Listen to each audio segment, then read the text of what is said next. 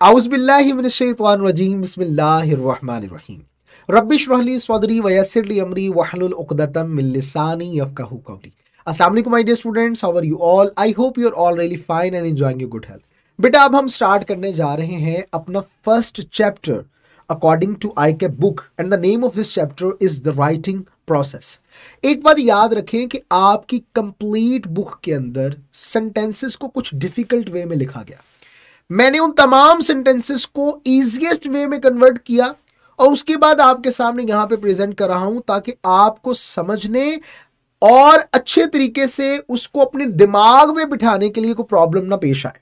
तो उस चीज को मैंने बड़े अच्छे अंदाज से किया और ये तमाम जो एस्पेक्ट्स हैं उनको देखकर मैंने ये मलहूज़े खातिर रखा कि बहुत से ऐसे स्टूडेंट्स हैं जो एफएससी की तरफ से आ रहे हैं, बहुत से ऐसे स्टूडेंट्स हैं जो आईसीएस पढ़ के आ रहे हैं, आईकॉम पढ़ के आ रहे हैं, तो बहुत से ऐसे कॉन्सेप्ट्स होंगे जो उन्हें समझ नहीं आएंगे। लेकिन बेटा आपको इस अंदाज से करवाया जाएगा, इस अंदाज से समझा के चीज करवाई जाएगी कि ये सारी चीजें आपको बड़ी आराम दे, सुकून दे और अच्छे अंदाज से समझने में आपकी मदद करेगी। तो आपकी बुक में जैसे लिखा उसको सिंपल वर्ड्स में कन्वर्ट किया गया और फिर उसके बाद आपके सामने प्रेजेंट किया गया। मुझे उम्मीद है कि काफी अच्छे अंदाज से आपको समझ आएगी। तो चले विदाउट टाइम वेस्ट के स्टार्ट करते हैं द राइटिंग प्रोसेस। बेटा याद रखें कि जो राइटिंग प्रोसेस होता है वो 3 स्टेप्स पर मुश्तमिल होता है। आपकी बिजनेस राइटिंग के लिए बहुत ही ज्यादा जरूरी है कि आपको राइटिंग प्रोसेस के इन 3 स्टेप्स के बारे में पता हो। इसलिए हम तफसील से इन 3 प्रोसेस को समझेंगे, अंडरस्टैंड करेंगे और हम उन्हें प्रैक्टिकल लाइफ में भी लेकर आएंगे। अब क्या है जनाब वो 3 स्टेप्स? पहला प्लानिंग करनी है पहले आपने जी। राइटिंग प्रोसेस है, किसी कंपनी को लेटर लिखना है, किसी के साथ कोई बात करनी है, whatever you want to do, तो आपके लिए सबसे पहले प्लानिंग करना जरूरी है कि मैंने वहां पे जाके क्या कहना है, जो ऑडियंस होगी वो कैसी होगी, क्या करना है। अच्छा मैंने यहां से इतनी दूर जाना है, तो जब तक मैं प्लान नहीं करूंगा कोई नागहानी आफत भी आ सकती है। मेरा तो प्लान है कि मैंने 3 दिन के लिए जाना है, हो सकता है कि मुझे 3 से ज्यादा दिन लग जाए, तो उसके लिए भी आपको पहले प्लानिंग करके रखनी चाहिए। तो ये प्लानिंग का प्रोसेस कैसा होना चाहिए, क्या तरीकाकार होना चाहिए, राइटिंग प्रोसेस में इसकी कितनी अहमियत है, हम उसके बारे में पढ़ेंगे। इसी तरह राइटिंग और ड्राफ्टिंग, जो पहला तो प्लान किया और फिर उसके बाद राइटिंग है, रिटन फॉर्म में भी किसी को कुछ आपने देना है, तो कैसा लिखना चाहिए, क्या प्रोसेस होना चाहिए, उसके ऊपर भी डिस्कस करेंगे। और इसी तरह उसको रिव्यू करेंगे जो हमने लिखा। उसको रिव्यू करने के लिए भी क्या क्या तरीकेकार है जिनको हमें देखना पड़ता है, कौन से स्टेप्स हैं जिनको अंडरस्टैंड करना पड़ता है, ये सब डिस्कस किए जाएंगे। बेटे याद रखें कि राइटिंग वर्क की पेचीदगी के ऊपर इन्हिसार करते हुए टाइम और एफर्ट जो हर फेज पे हमारे लिए लगता है वो वेरी करता है। यानी कुछ ऐसे मामलात हैं जिन पर हमें वक्त ज्यादा लगता है। बिजनेस कम्युनिकेशन में एक बड़ी आपको जो है वो एक बड़ा काम प्रेजेंट करने के लिए कहा गया। आपको कहा गया कि आपने अच्छी प्लानिंग करनी है, अच्छी राइटिंग करनी है और फिर रिव्यू करने के बाद हमारे सामने लेकर आना है। तो वो डिपेंड करता है कि आपके काम की नौयत क्या है, उस लिहाज से टाइम चाहिए होता है। ये नहीं है कि आपको 5 मिनट ही चाहिए हर काम के लिए, ये नहीं है कि आपको 6 घंटे ही चाहिए हर काम के लिए। तो काम की नौयत जो है वो वेरी करती है, उस लिहाज से चलती है। लेकिन राइटिंग याद रखें कि इन 3 स्टेप्स के बगैर इम्पॉसिबल है, ये बात आपने याद रखनी है। आइए आगे बढ़ते हैं। अब हम बात करते हैं अबाउट प्लानिंग।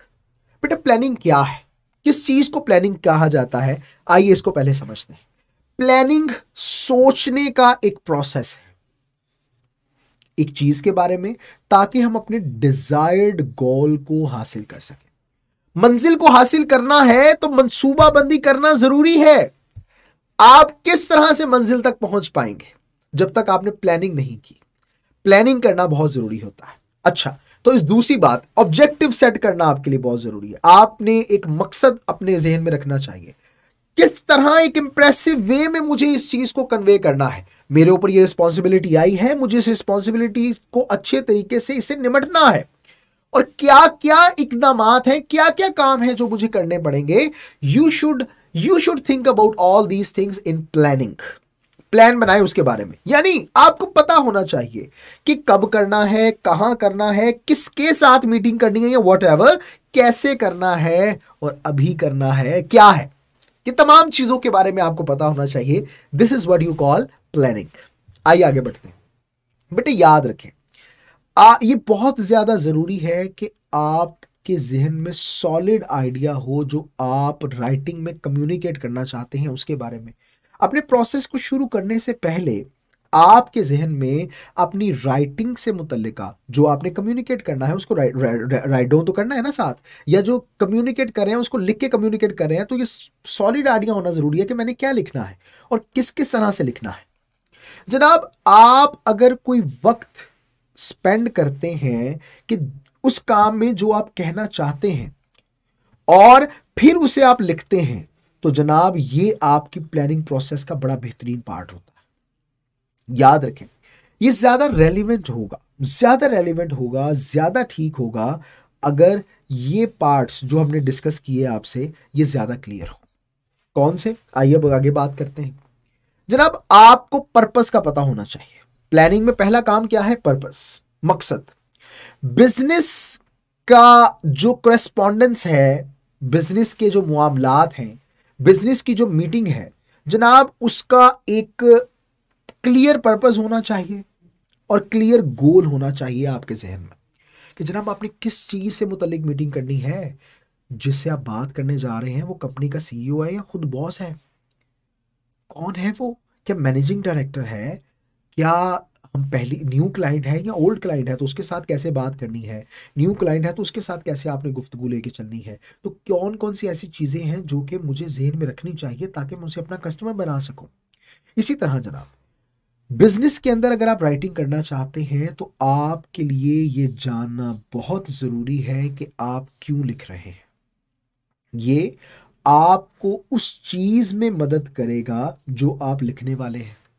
यानी पहले माइंड में एक ऑब्जेक्टिव होना चाहिए, ये जरूरी है। अच्छा, अगली बात जनाब, एक मैसेज को बेहतर अंदाज से प्लान करने के लिए आपको उसके पर्पस के बारे में पता होना चाहिए।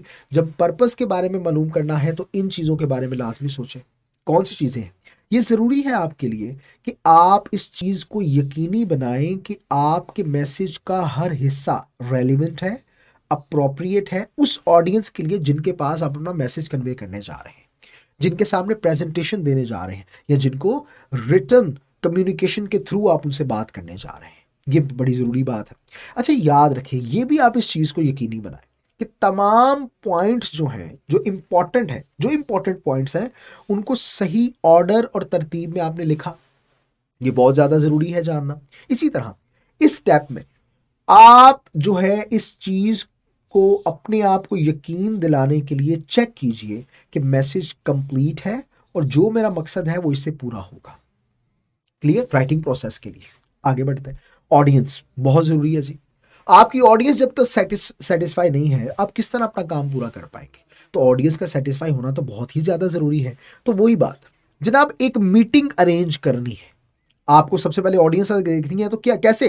पहला काम है ऑडियंस से आपने किस तरह से मिलना है।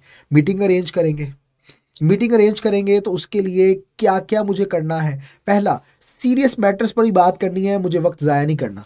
एलन मस्क की बात मुझे याद आ रही है, टेस्ला के जो मालिक हैं और दुनिया के उभरते हुए अमीर तरीन इंसानों में पहले नंबर पे आने वाले हैं जी। एलन मस्क साहब का ये कहना है कि मीटिंग करने का रूल ये है कि आपकी मीटिंग 3 से 4 अफराद पर मुश्तमिल होनी चाहिए, और अगर किसी के पास कोई कंस्ट्रक्टिव बात नहीं मीटिंग में करने के लिए तो अपना वक्त जाया ना करें, चुप करके जाए और अपना काम करे। यहां से निकल जाए, जरूरत नहीं है, अपना काम करे, हमें मीटिंग नहीं चाहिए। बार बार मीटिंग करना और ये वक्त जाया होता है, सारी सी बात है, तो ये जरूरी नहीं है। अच्छा, तो अरेंज मीटिंग करनी है तो आपने सीरियस मैटर पर बात करनी है जनाब। जो आपने क्या करना है, इंफॉर्मेशन को शेयर करना है और उनसे इंफॉर्मेशन लेनी भी है। जो वो चाहते हैं और जो आप उन्हें बताना चाहते हैं वो भी बताएं। जरा मोटिवेट करना ये मीटिंग का एक एजेंडा होता है। इसी तरह गाइड करना कि हमने अपने टारगेट्स को किस तरह अचीव करना है। किसी ने अचीव किया तो उसको सराहो और बताएं कि वो बंदा बताए कि किस तरह से उसने इन मामलात को जो है वो अचीव किया। फिर उसके बाद जनाब एप्रिसिएशन के लिए भी आप मीटिंग कर सकते हैं, सराहने के लिए भी आप मीटिंग कर सकते हैं। क्लियर? इसी तरह बेटा आगे बढ़ते हैं। जो टर्म ऑडियंस है ना, ऑडियंस ये एड्रेसी ऑफ द मैसेज होते हैं, यानी रिसीवर ऑफ द मैसेज होते हैं, उन्हें ऑडियंस कहा जाता है। स्ट्रक्चर, लैंग्वेज और टॉपिक जो होता है रिटन कम्युनिकेशन का, वो आपके पार्टिसिपेंट्स की प्रोफाइल के ऊपर इन्फ्लुएंस करता है।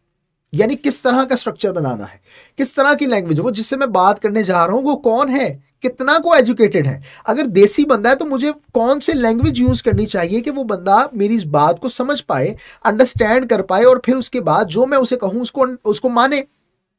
जनाब ये जरूरी है जनाब। क्यों क्यों?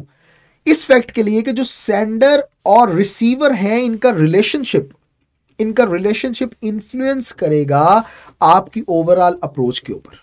यानी जो शख्स कम्युनिकेट कर रहा है, यानी मैं कम्युनिकेट अगर कर रहा हूं तो मुझे पता होना चाहिए कि मैं किन के साथ कम्युनिकेट कर रहा हूं, किन के साथ मेरी डिस्कशन चल रही है। अगर इनके रिलेशनशिप को अंडरस्टैंड रखते हुए उस लिहाज से मैं प्लानिंग करूंगा तो ये बड़ी जबरदस्त बात होगी, ये बहुत अच्छा होगा। क्लियर बेटा? यहीं से इंशाल्लाह अपने सेक्शन को अगले लेक्चर में बढ़ाएंगे। तब तक अपना ढेर सारा ख्याल रखिएगा। मिलते हैं अगले लेक्चर में। अल्लाह हाफिज।